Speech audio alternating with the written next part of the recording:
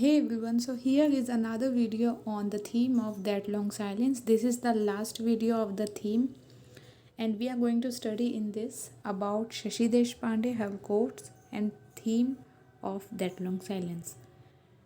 About Shashi Deshpande, first of all, so here she born on 19 August 1938, and her birthplace was Dhavod. Occupation was writer, and her notable works are The Dark Holds No Terror, Roots, and The Shadow, and That Long Silence.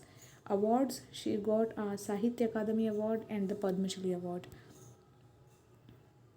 Here you can see one famous quote by her, which is, surely there comes a moment in every human's life, when he or she says, like the Sibyls, I wish to die.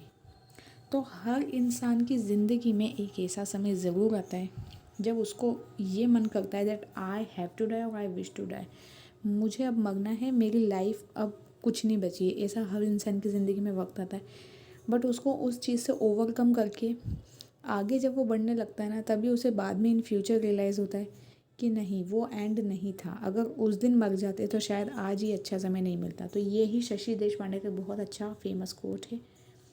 Now let's move on next slide. इसमें चार मैंने यहाँ mention किए हैं theme, जो कि last के चार थीम हैं।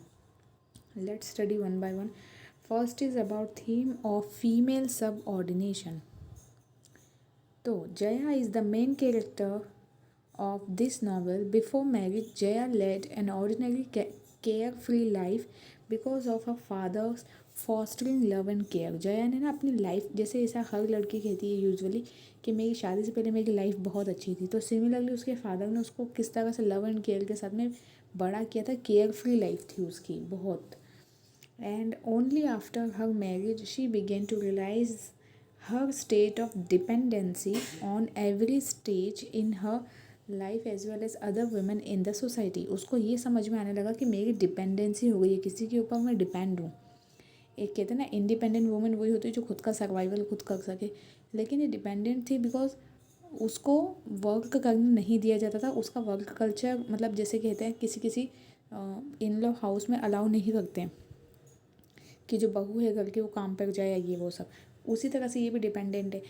The novel opens in the old Dadar flat where Jaya and her husband Mohan went back to live in the flat from their palatial house. The children Rahul and Rati, ये इनके दोनों बच्चे का नाम बताए हैं, Rahul and Rati, are away from the house for a long tour with their family friends. Jaya in the meantime goes deep in contemplation of her childhood stage and her past life. जब ये दोनों बच्चे बाहर गए हुए होते हैं, तब ये जया यही सोच रही होती है कि मेरी पास्ट लाइफ, मेरा चाइल्डहुड कितना अच्छा था।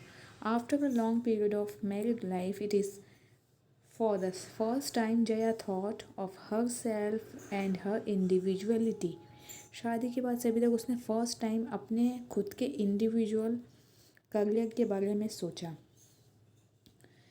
Adele observes her mentality by stating, Jaya finds her normal routine so disturbed that for the first time she can look at her life and attempt to decide who she really is. और finally वो उसको ये समझ में आने लगा यहाँ पर आके कि उसकी लाइफ कितनी डिस्टर्ब हो चुकी है और उसे कुछ अच्छा या कुछ अच्छा अचीव करने के लिए कुछ डिसाइड उसने किया।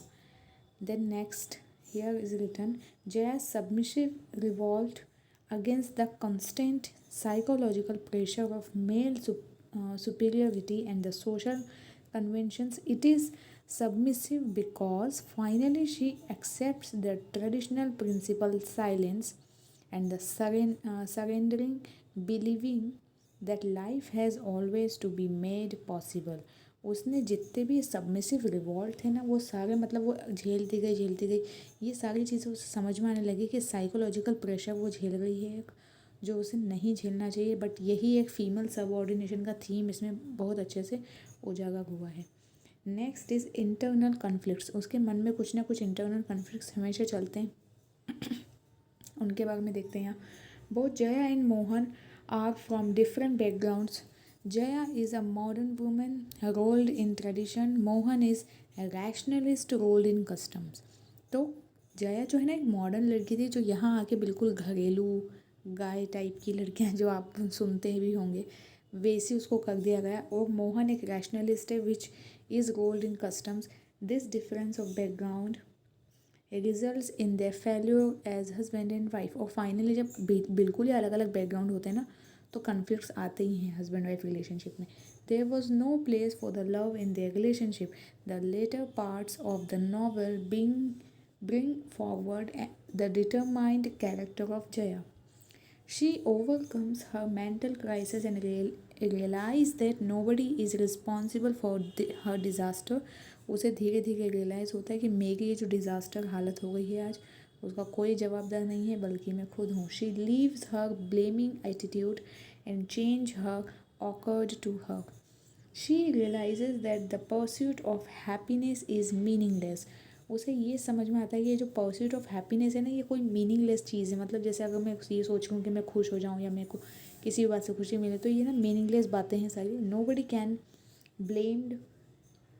Can be blamed for our own inner conflicts. जब हमारे मन में ही कोई कन्फ्लिक्ट चल रहा हो ना तो बाहर की दुनिया हमारा कुछ नहीं कर सकती है। ये वो बताना चाह रही हैं यहाँ पर कि मतलब पहले तो आप अपने मन की दुर्दशा को समझिए और उस हिसाब से अगर मन में ही वो बात वहीं सॉर्ट हो सकती है तो यू शुड डू दैट। यहाँ ये कहा जा रहा है she understands that people have to do their own if they want to succeed in their life. She gets a new stamina of doing anything which she was lacking in her life. अब उसको एक stamina ऐसा मिलता है इस point पे ये समझ आ जाती है कि मिस्टेक उसमें खुद में है तो उसे एक स्टेमिना मिलता है कुछ नया करने का which she was lacking in her life जो उसकी लाइफ में कहीं ना कहीं कमी थी उस स्टेमिना की। Now she realises her own power. I am Jaya, मेरा नाम जया है, सुहासिनी नहीं है। एक्चुअली इसका नाम यहाँ पे सुहासिनी रख देते हैं। कई बार ऐसा होता है कि शादी के बाद में लड़की का जो नाम होता है वो चेंज हो जाता है, चेंज कर दिया जाता है। इन लॉ हाउस जो होता है वहाँ पे जो ब्रदर जो इनके जैसे सास ससुर हैं या बाकी के लोग हैं वो सब मिलके ना लड़की का एक नया नाम रखते हैं। सिमिलरली यहाँ भी वही हुआ है। उसका नाम जया था, जया मीन्स विक्ट्री, और फाइनली उसका नाम किस में कन्वर्ट कर दिया, सुहासिनी मीन्स जो हमेशा हंसती रहती। मतलब कितना इसको झेलने को दे दो आप वो हमेशा हंसती रहेगी, ऐसा उसका नाम रखा है। तो वो वैसे भी कुछ नहीं कर सकती। तो उसको फिर याद आता है कि दैट आई एम जया, मेरा नाम जया है। मैं बनी, मेरे फादर ने मेरा नाम जया ही इसलिए रखा था ताकि मैं हमेशा विक्टोरियस रहूँ। Then next theme is middle class society. Shashi Deshpande portrays modern educated career oriented middle class women roughly between the age group of 30 to 35। Shashi Deshpande हमेशा ना educated career oriented middle class women पे बात करती हैं जो कि ना किस एज ग्रुप की होती है, 30 to 35 years. She has treated the typical Indian themes very sensitively and has pictured the contemporary middle class women with rare competence। तो उसने ऐसी एक कंटेम्प्रेरी मिडिल क्लास सोसाइटी और उसकी वहाँ की उस सोसाइटी की जो वुमेन होती हैं उनके ऊपर ही बेस्ड सारी चीज़ें बताई हैं। शशि देशपांडे ने अपनी मैक्सिमम राइटिंग में यही बताया है। Main should not cook food, आदमियों को खाना नहीं बनाना चाहिए। Female should care the home, females को घर के ध्यान देना चाहिए, घर पे ध्यान दें वो बस। एंड सर्व लाइक मेड, और एक मेड की तरह, एक नौकरानी की तरह काम करें। These are the thinking of middle class society shown in the novel. और यही सारे थीम इसमें शो किए गए हैं। Next is theme of alienation. Alienation मतलब अलगाव, हिंदी में इसको अलगाव बोलते हैं। That long silence is a narration of protagonist Jaya, a middle class middle aged Bombay housewife. Shashi Deshpande aims at portraying Indian women's sense of frustration and their alienation. वो ये दिखाती है अपने मतलब कैरेक्टर के थ्रू कि वो मतलब जो नॉर्मल एक मिडिल क्लास घरेलू लड़की जो होती है जो कि हाउस वाइफ भी है वो कितनी फ्रस्ट्रेटेड और एलियनेशन मतलब अलगाव महसूस करने लगती है कुछ टाइम के बाद क्योंकि उसके आसपास के लोग ही वैसे हैं। हर characters are torn by the conflicts between tradition and modernity. This alienation is caused by their problems of marital adjustment and their quest for identity. वो क्या चाहती है अपनी क्वेस्ट मतलब एक खोज में है, अपनी आइडेंटिटी की क्वेस्ट में है वो। Shashi Deshpande's protagonist are women struggling to find their own voice. वो अपनी खुद की आवाज़ फाइंड करने वाली लेडीज़ मतलब जो होती है ना, इसी वीमेन पे शशि देश पांडे ने लिखा है मैक्सिमम चीज़ें जो भी लिखी। Then next line, marriage is an important for both men and women, but women do not enjoy the same freedom as men do।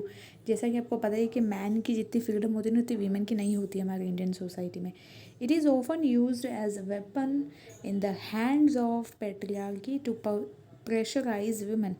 Meaningless husband wife relationship are one of the absurdities of Indian life. It is often seen that only women try to foster their relationships and no effort is made by men to preserve and foster their relationship। मतलब आदमियों के through तो कोई भी effort नहीं डाले जाएंगे, सिर्फ लड़कियां लड़कियां एफर्ट डालेंगे अपनी शादी को चलाने के लिए। आदमी उन बिल्कुल एडजस्ट नहीं करेंगे। ये वाली यहाँ पे बात बताइए, वही है theme of alienation. So this was all in this video. I hope you understood, and I will give you a link in description of the previous videos as well. Thank you for now and bye to all.